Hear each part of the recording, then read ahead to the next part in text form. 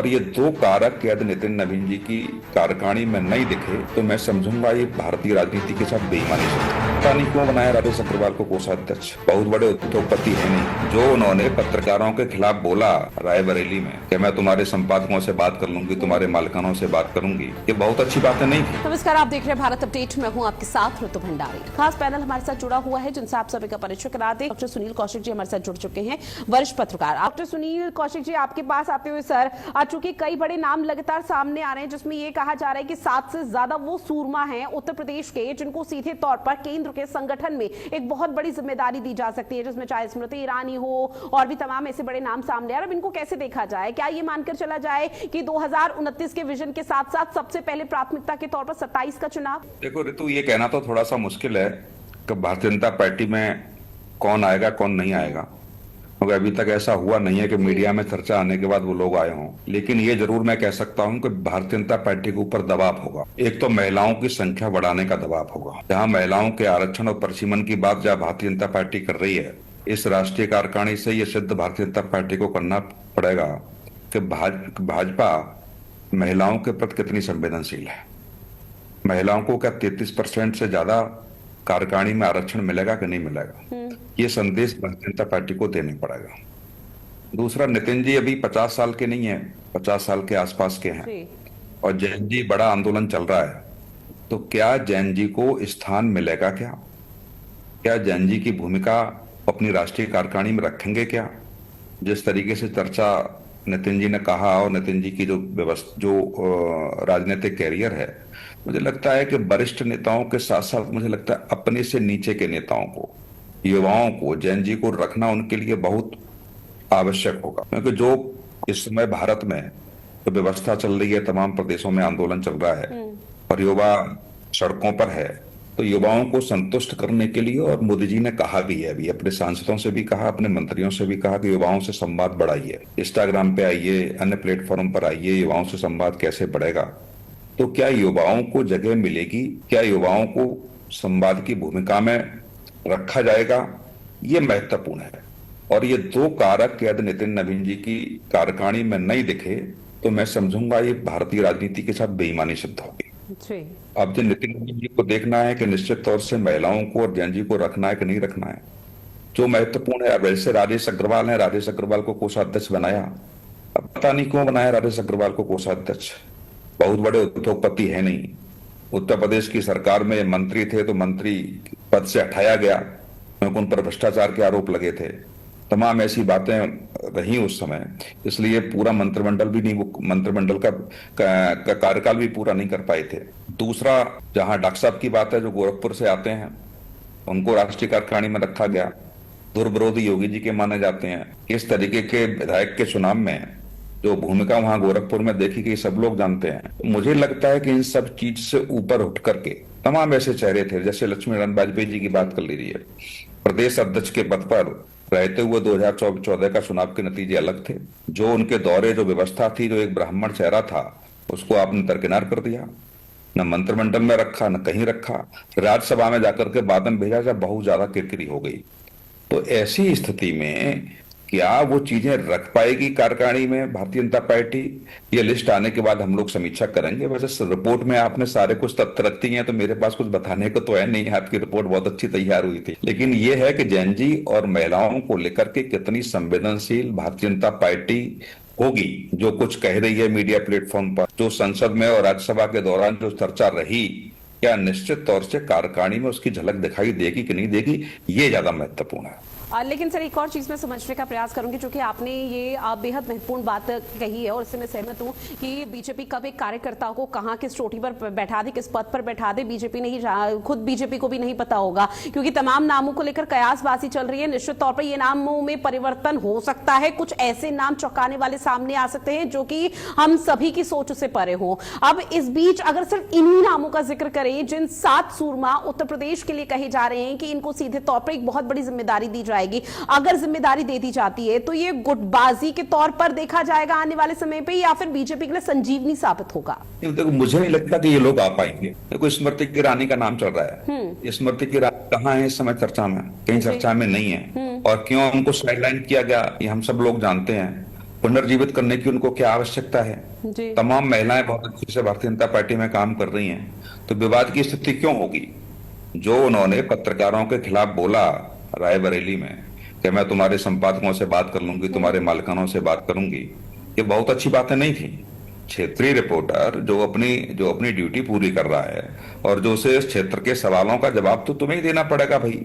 तुम मेरे संपादक से या मेरे मालिक से क्या बात करोगी? जो मेरा सवाल है उसका जवाब आप दीजिए। तो ये बहुत कुछ चीजें यहाँ विरोध दिल्ली में हुआ था और निश्चित तौर से तमाम वरिष्ठ पत्रकारों ने इस बात की बातें सुनील बंसल से भी रखी थी उस समय और BL संतोष साहब के सामने भी कही थी। तो ये चीजें आप देखेंगे कि आखिर में फिर वही आती हैं। स्मृति की ईरानी तो एक मीडिया का वर्ग उनको बहुत पसंद नहीं करता। उनका जो बात करने का तरीका और जो ऐसे सवाल उन्होंने उस समय खड़े किए थे, उसी के कारण उनको साइडलाइन किया गया। ये बहुत चर्चा का विषय नहीं बना था, लेकिन अंदरूनी चीजें मुझे पता है किस तरीके की बातें वहां पहुंचाई गई थी और बहुत सारी बातें बड़े पत्रकारों ने वहां रखी। दूसरी बात, जिन लोगों की आप चर्चा कर रही हैं वो लोग एक उम्र के पड़ाव पर हैं। रेखा जी की बात करिए, रेखा पिछले कार्यकाल में भी रही, तो इसमें क्यों रखा जाएगा? रेखा जी ने की क्या भूमिका संगठन में रही, ये हम सब लोगों ने देखा। नड्डा जी की आप टीम में थी, नड्डा जी की टीम ने जिस भरोसे के साथ आपने लिया, कौन सा महिलाओं के लिए आपने उत्तर प्रदेश में कार्यक्रम किए, कौन सा काम आपने किया, कितनी महिलाओं की आपने मीटिंग ली, कौन सी महिलाओं की समस्याएं आपने सुनी। तो ये सब चीजें मुझे लगता है कि नहीं, अब द्विवेदी जी की चर्चा हो रही है, ब्राह्मण चेहरा ऐसा पिछली बार उनको रखा गया, कौन से ब्राह्मणों के लिए उन्होंने काम किया, कौन से ब्राह्मणों के द्वारा आंदोलन किए गए जिनमें उनकी सहभागिता रही। तो ये सब कहना थोड़ा सा मुश्किल है। हाँ, ये जरूर है 2027 का चुनाव के उत्तर प्रदेश में भी चुनाव है, अब उत्तराखंड में भी चुनाव है, पंजाब में चुनाव है, मणिपुर में चुनाव है, गोवा में चुनाव है, फिर नवंबर दिसंबर में गुजरात में और हिमाचल में चुनाव है। तो ये करीब 7-8 राज्य तो है ही है जो अगली साल तक दिसंबर तक कंप्लीट हो जाएंगे। तो मुझे लगता है दूसरा सबसे महत्वपूर्ण बात एक और, उत्तर प्रदेश सबसे बड़ा राज्य है और राष्ट्रीय कार्यकारिणी में उत्तर प्रदेश की बड़ा अहम भूमिका रही है। चाहे नड्डा साहब हों, चाहे नड्डा साहब से पहले रहे हों, राजनाथ सिंह जी भी राष्ट्रीय अध्यक्ष रहे, लगभग मुझे लगता है कि राष्ट्रीय कार्यकारिणी में 8 से लेकर के 10-12 तक लोग रहते हैं उसमें, क्योंकि बड़ा राज्य है। जब चुनाव आ जाता है तो चुनाव में और भूमिका बढ़ जाती है। तो निश्चित तौर से मान के रखिए कि 2027 के नतीजे जो थे, 22 के नतीजे थे, वो सीटें पहले से कम हुई और 2024 के चुनाव में भी स्थिति बहुत अच्छी भारतीय जनता पार्टी की नहीं रही। तो ये जरूर ध्यान में रखा जाएगा जिसका प्रभाव 2029 और 2027 के चुनाव में न पड़े। ठीक है, लेकिन डॉक्टर सुनील कौशिक जी, कहीं ऐसा ना हो जाए कि चुनावी समीकरणों को साधते साधते बीजेपी 2029 के लिए जो अपनी टीम को मजबूत करने का प्रयास कर रही है वो ही डिसबैलेंस हो जाए? देखो ऋतु, 2027 का चुनाव समाजवादी पार्टी के लिए बहुत महत्वपूर्ण चुनाव है, डू एंड डाई वाला है जी।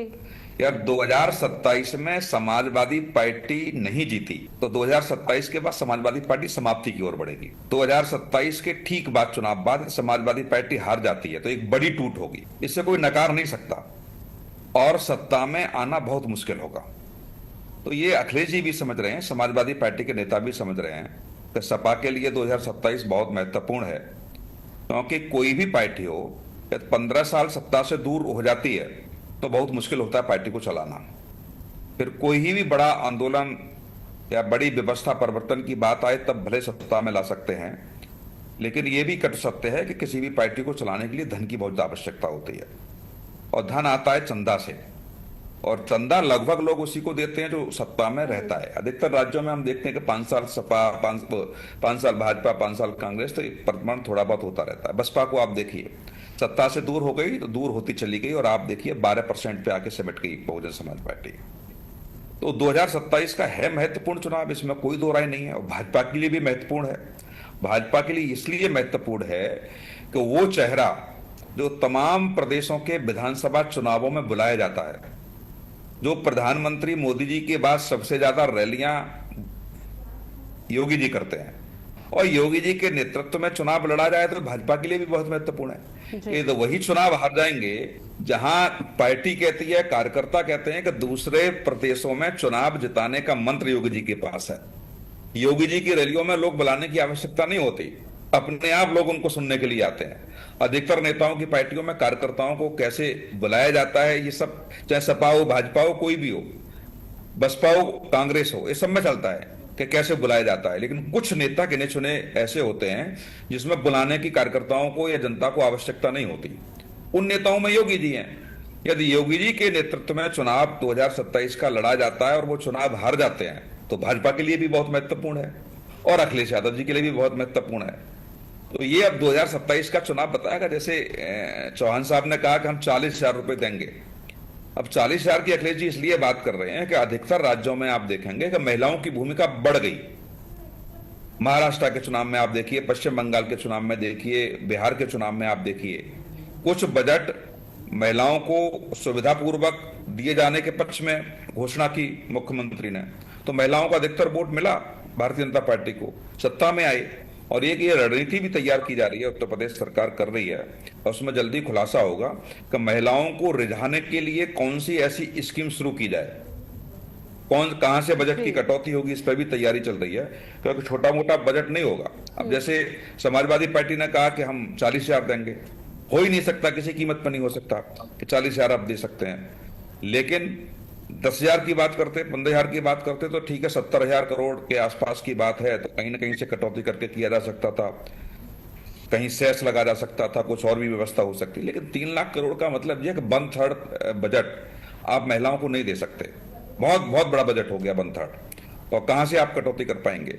तो ऐसी स्थिति में भारतीय जनता पार्टी की सरकार भी ये स्कीम बनाने के तैयारी में है कि महिलाओं को रिझाने के लिए कोई ऐसी स्कीम हो जहां महिला भरोसा करें और 2027 के चुनाव में उनको वोटिंग उनको वोट मिले, चुनाव उनके पक्ष में आ जाए।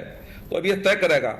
और ये जो राष्ट्रीय कार्यकारिणी का जो आप आज के डिबेट का हिस्सा है, मैं ये भी बार बार कह रहा हूं, सुबह से कह रहा हूं, कल भी मैंने कई चैनलों पर कहा कि जो कुछ भी भारतीय जनता पार्टी कह रही है, अब जैसे कहा कि 33% आरक्षण महिलाओं के लिए बात की और वो पास हो गया, अब वो लागू होगा, हम मान रहे हैं कि 2029 के बाद लागू होगा। लेकिन पार्टियां तो लागू कर सकती हैं ना, पार्टियों में लागू करने में क्या दिक्कत है, वहां संविधान तो आड़े नहीं आएगा। या सपा और भाजपा और कांग्रेस ये कह दे कि हम विधानसभा के चुनावों में 33% महिलाओं को आरक्षण देंगे, तो इसमें मुझे लगता है कि जो संविधान में कानून बनाए उसकी आवश्यकता तो नहीं है। या कहें कि हम अपने संगठन में 33% से ज्यादा महिलाओं को रखेंगे, इसमें भी कानून की आवश्यकता नहीं है। ये तो संविधान आपकी पार्टी का है, आपको तय करना है। यहाँ 2029 का 2032 का इंतजार करने की आपको आवश्यकता है ही नहीं है। लेकिन महिला आरक्षण बिल पास हो जाने के बावजूद भी और बड़ी बड़ी बातें हो जाने के बावजूद भी कई राज्यों में चुनाव हुए, भाजपा ने कहा 33% महिलाओं को टिकट दे दी। एक राज्य नहीं है ना आपने 15% भी महिलाओं को टिकट दी हो। तो ये बेईमानी साबित होगा। मैं कह रहा हूं नितिन नवीन जी की जो कार्यकारिणी की घोषणा होगी, तो उसमें महिलाओं को सम्मान नहीं मिला। 33% छोड़िए, 25% कम से कम देना पड़ेगा। 25% का मतलब यह है कि 120-130 के कार्यकारिणी आसपास इनकी होती है, तो 25-30 महिलाओं को इनको कार्यकारिणी में रखना पड़ेगा, राष्ट्रीय कार्यकारिणी में रखना पड़ेगा। तो ये बताएगा कि आप कितने हैं। जैन जी की बात आप हो रही है, जिस जैन जी 50 साल से नीचे के लोग अधिकतर उसी में आते हैं, 45, 50, 40, वो हिस्सा है नितिन नवीन जी, युवा हैं, इसमें कोई दो राय नहीं है। योगी जी के बराबर के हैं, अखिलेश जी से 1 साल बड़े होंगे, राहुल गांधी से छोटे हैं। तो ऐसी ही स्थिति में क्या युवाओं को अपनी कार्यकारिणी में जगह देंगे कि नहीं देंगे? जगह देंगे तो एक संदेश जाएगा, और जगह नहीं देते हैं क्योंकि दबाव इसलिए नितिन नवीन जी पर होगा कि जब राहुल गांधी जी को अध्यक्ष बनाया गया और उन्होंने भी कहा था कि 50% से ज्यादा हम अपनी कार्यकारिणी में युवाओं को रखेंगे, नहीं रख पाए। और जब 2019 के लोकसभा चुनाव के बाद जब इस्तीफा दिया राहुल गांधी ने, तो तमाम आरोप उन्होंने अपनी पार्टी और अपने नेताओं पर लगा दिए। तो ऐसी स्थिति में खड़गे साहब ने भी यही कहा। खड़गे साहब का यह घोषणा पत्र आप देखेंगे राष्ट्रीय अध्यक्ष के रूप में, तो उन्होंने भी यही वादा किया था कि हम युवाओं को 50% से ज्यादा जगह देंगे अपने संगठन में। वो भी नहीं दे पाए। इस बात की चर्चा होती है, तो क्या नितिन नवीन जी दे पाएंगे? बिल्कुल दे पाएंगे तो कार्यकारिणी की घोषणा होगी, हम लोग समीक्षा करेंगे। यदि आपको वही सपा भाजपा कांग्रेस के पदचिन्हों पर चलना है तो एक अलग बात है। यदि आपको नया संदेश देना है तो जैन जी और महिलाओं को आपको स्थान देना पड़ेगा।